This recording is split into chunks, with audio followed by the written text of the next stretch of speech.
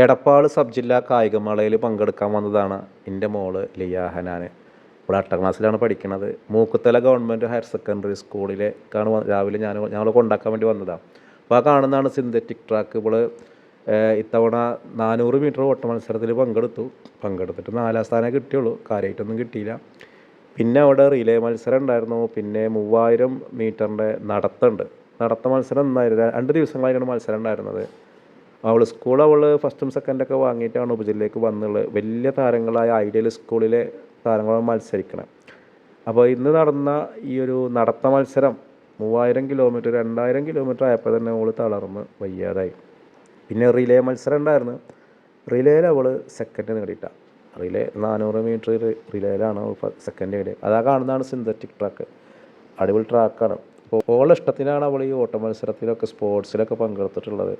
അപ്പോൾ അവൾ ഭയങ്കര ഹാപ്പിയാണ്. എന്തായാലും മത്സരം കഴിഞ്ഞ് വന്നപ്പോഴേക്കും അവൾ വയ്യാതായി പനിച്ച് കിടന്നു. എന്തായാലും മത്സരത്തിൽ ജയിക്കൽ മാത്രമല്ലല്ലോ, പങ്കെടുക്കൽ തന്നെ ഒരു കാര്യമല്ലേ.